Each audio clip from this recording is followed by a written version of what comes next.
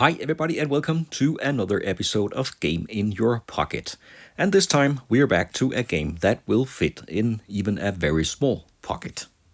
As always, these games are small, fast to set up and play, and affordable. The game in this episode is Dungeon in a Box, a game that you can buy in a box or you can print it out yourself and then make your own box if you want to. The rules here are free. You can download them and read them and see if this game is for you before you decide to get it. I have chosen to print my own version of the game here and also make my own box. I will recommend to do so because the game seems a little expensive compared to what you get. If you want to get the print and play version, it will cost you 99 cents. And what you need if you do that, besides the printed cards, are a few components. First, a couple of dice. I think that will be very easy to get. And then you also need 3 trackers of some kind. I have used some small cubes and a pawn. And again, I have used a silver cube. You can use whatever you want. But these are all the components you need, and then you're ready to play the game. Dungeon in a Box is a classic dungeon crawler game. And the cards are a few tracker cards with life and energy for the hero and the monsters. Then we have potions that the hero can use when he tries to defeat the monsters in the dungeon. Then we have some bosses that you will encounter. And of course, your ultimate goal is to defeat the dungeon boss. And these bosses have abilities, but they will also be different each time you meet them because they can draw special abilities. For example, like a cloak here that will give the boss a bonus. In this case, less hero damage.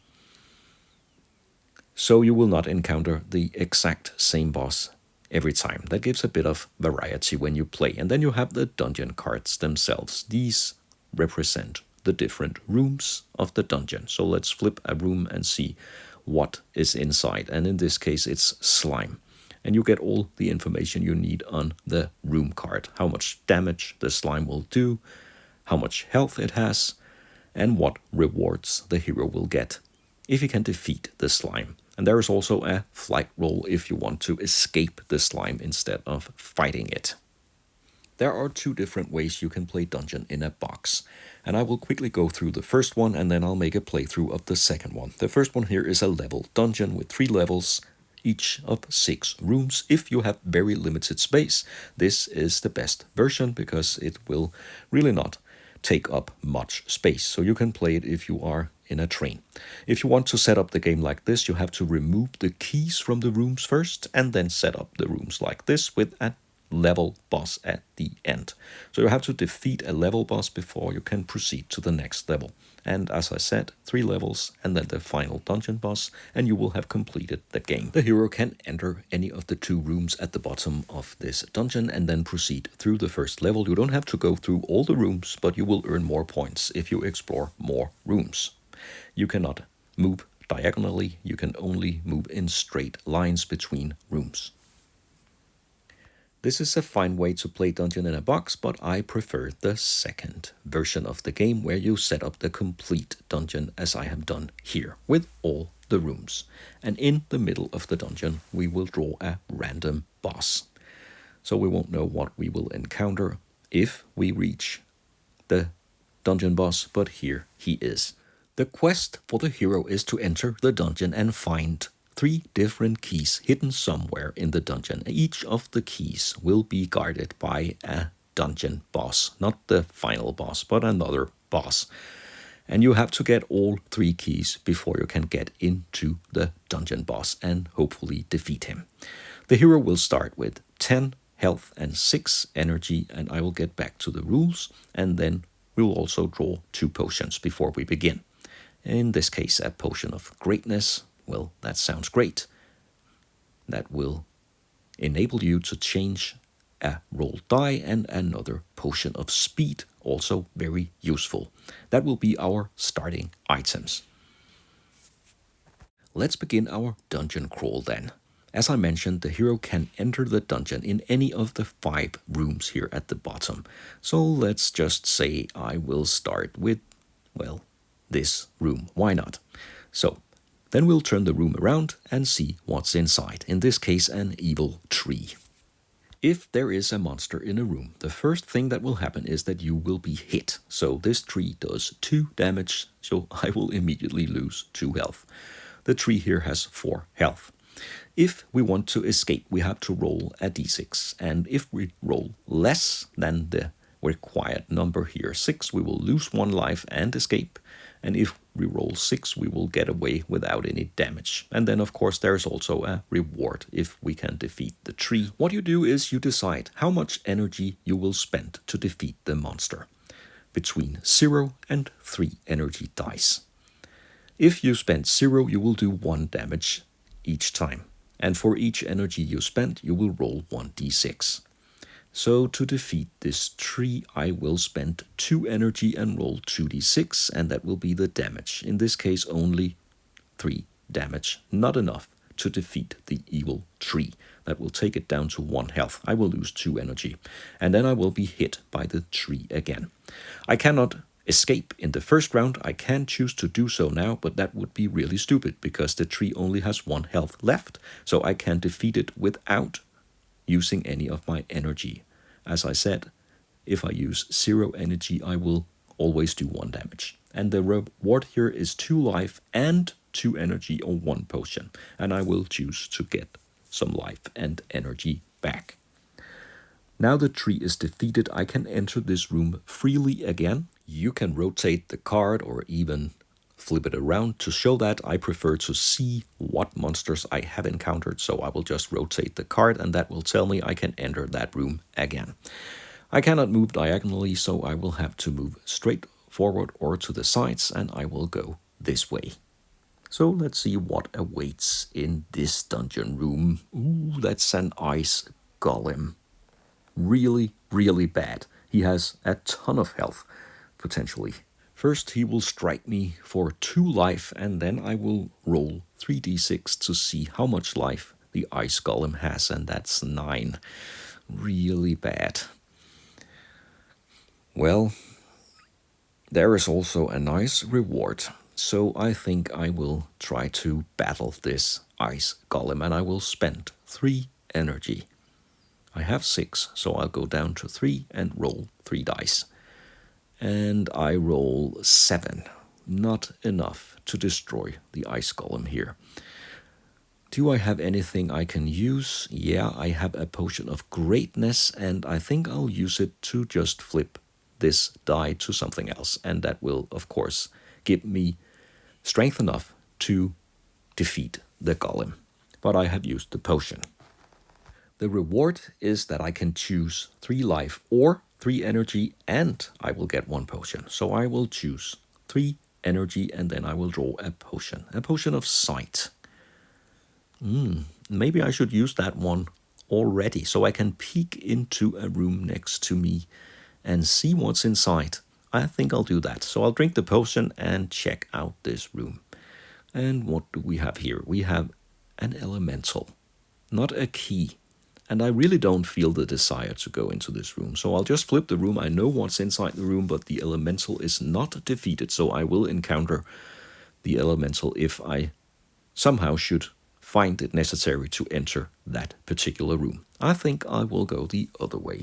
Not all rooms have monsters, so I could hope that this one could just be an empty room. But nope, that's a Hydra. That will do 2 damage right away and have d6 plus 6. And that is a total of 12 life. That will be a tough one to defeat. I don't think I have any choice but to spend 3 energy and roll 3 dice to defeat the Hydra. Come on. Oh yes, 13. That's enough to decapitate the Hydra right away. And I will, of course, get the reward. And I will choose to get energy, and I will also be able to pick a potion. And then I forgot, of course, I should have taken damage first, so I'll just adjust that now. 2 damage and a potion of dexterity. And I will also drink that right away and get some more energy. And the Hydra is defeated. But I don't find any keys. So let's take another room and see if we can get lucky here. And no, a harpy.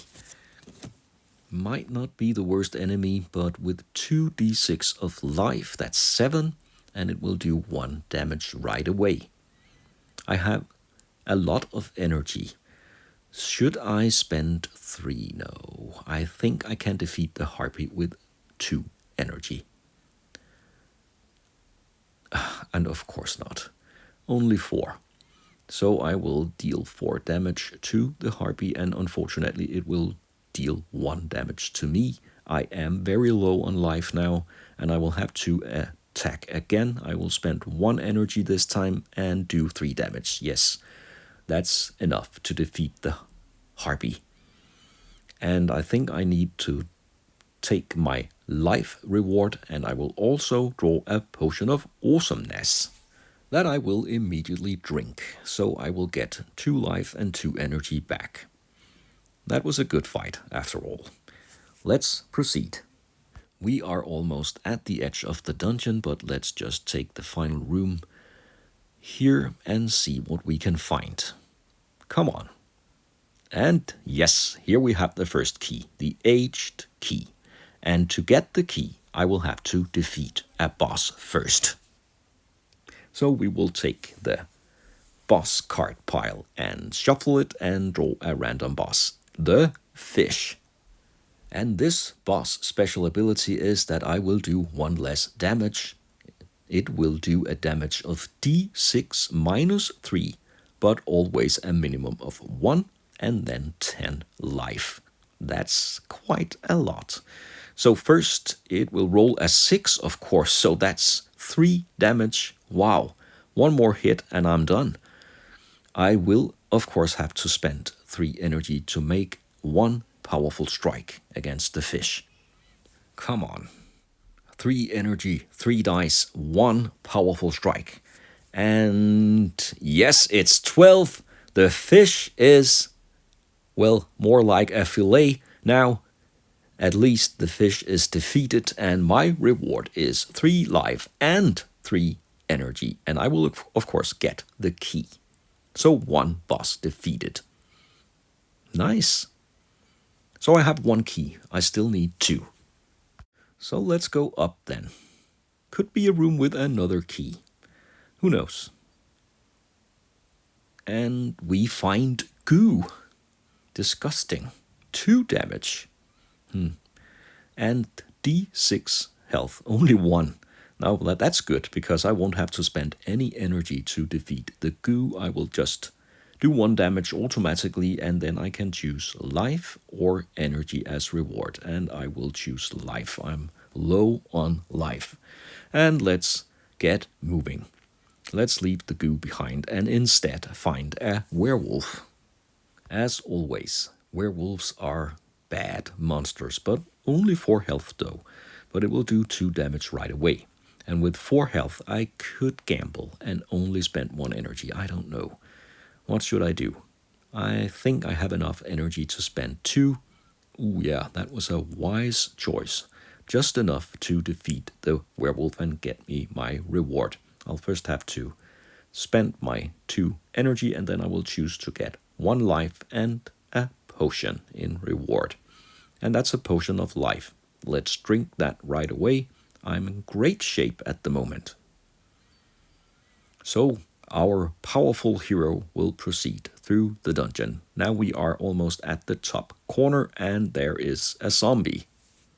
Also a very unpleasant monster, and I will roll 9 life. And it will do 2 damage right away. So with 9, I could defeat it with 2 energy if I roll really, really good. Let's try to do that. I don't have that much energy left, so I will... just not enough. Almost. But unfortunately, the zombie will do 2 more damage, and I will have to attack again. I will spend 1 energy this time, and it will take me down to 2, and I will do 2 damage. Just enough to defeat the zombie. And the reward is 1 life and 1 energy and 1 potion. The potion is a potion of life. Well, that's fine. I need life, but I need energy more now. I really have to find that second key very, very soon. So let's go to the left. And we will find an empty room. Nothing. So we'll just go through this room and go... Yeah, let's continue to the left. Here we have a cave that we cannot go through. So we can't move through this room. We'll have to go back, and that leaves us with only this option to get an encounter with a bat. Yeah, I know, of course, there are bats in a dungeon. But why does it have to be a bad bat? Why not a good bat? I could just have passed the room and, well, the bat is defeated. And I will get my reward. Let's continue. Maybe I should just move down to see what's inside this room before I continue, and it's another empty room. No harm done. So with all these rooms cleared out, I will move this way. And here we have a vine golem, another golem.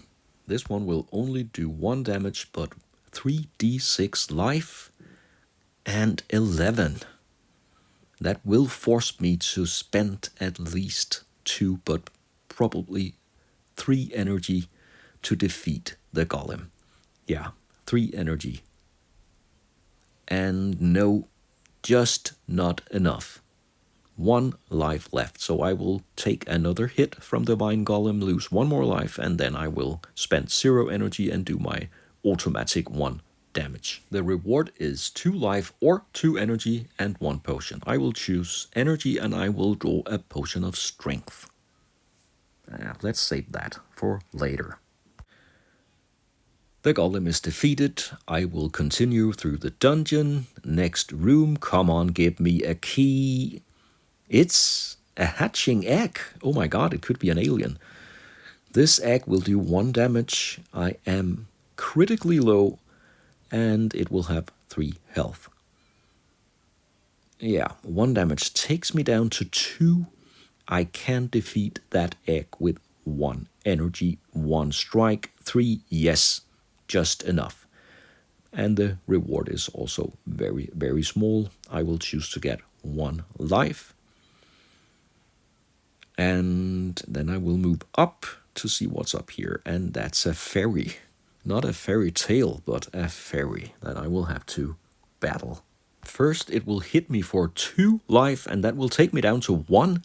It only has 3, so I'll spend 1 energy and defeat it easily, but I'm down to 1 health. The reward is 2 life or 2 energy, and I will of course be forced to choose life. Then I'll shuffle the potion deck and draw another potion, and potion of awesomeness, and I will drink that right away. And that will give me life and energy. Nice. But still, I need to get those final keys in a hurry. And there are no keys here. A wyvern with 1 damage and d6 plus 3. Ooh, that's not good. A lot of life. I will spend 2 energy and hope to defeat the wyvern. And yes, there it is. A nice roll and a nice reward as well. I can choose life or energy or a potion. But most importantly, the wyvern is defeated and the room is cleared, and I can continue through the dungeon in my search for the final keys. Come on. And there we have it. The second key, the Millennium Key. Again, I will choose a random boss. I have already defeated the fish, and now I will encounter the Iron Golem. 7 life, and it will do d6 minus 2 damage. No special abilities. I should be able to defeat this golem. Maybe I should use my potion here. I'll drink the potion of speed and avoid any damage in the first round. So now I can spend my energy to attack the Iron Golem instead. And yes, I will strike the Iron Golem in my first attempt and defeat it and get the key. In the heat of the battle, I forgot to draw 2 energy from my attack. I will get the reward, 2 life and 2 energy, but I don't have 6 at the moment. I only have 4 energy. But still, let's continue. And I'll just have to remember that I have 2 energy less. And we will go down to this room with a troglodyte. Another awful monster with 3d6 life. That will do 1 damage. Whew, ha, what a roll. Only 4 life. That was really, really lucky. I'll spend 1 energy and what do we get? Only 2. Well, so I will do 2 damage and the troglodyte will hit me for 1 and I will have to spend 1 more energy. That takes me very far down. I don't have 4, I only have 2 left, remember? And then I will get the reward, 2 potions. I will draw the potion of life and a potion of dexterity. So I'll drink them right away, get 2 life and 2 energy, but still I have 2 energy less than shown on the tracker. And then I'll get into the next room. And that's the final key, the skeleton key. So close to the dungeon boss, and I have to defeat the pirate captain first. He doesn't look so bad. Only 4 health, but he could kill me in his first attempt with d6 minus 1. These dice are all over the place. Come on, it's a 3, so he'll do 2 damage. I'm alive. And with 4 health, I will have to spend 2 energy. That will take me down to 1, actually. And that will defeat the pirate captain. I will regain 2 life and 2 energy. And that will be really good before the final boss encounter. I now have all 3 keys, all the keys that I need to encounter the final dungeon boss. So let's do it. And in the middle of the dungeon, the Goblin King awaits. And he doesn't look that bad, but the final dungeon boss will get no less than 3 extra abilities that you have to draw.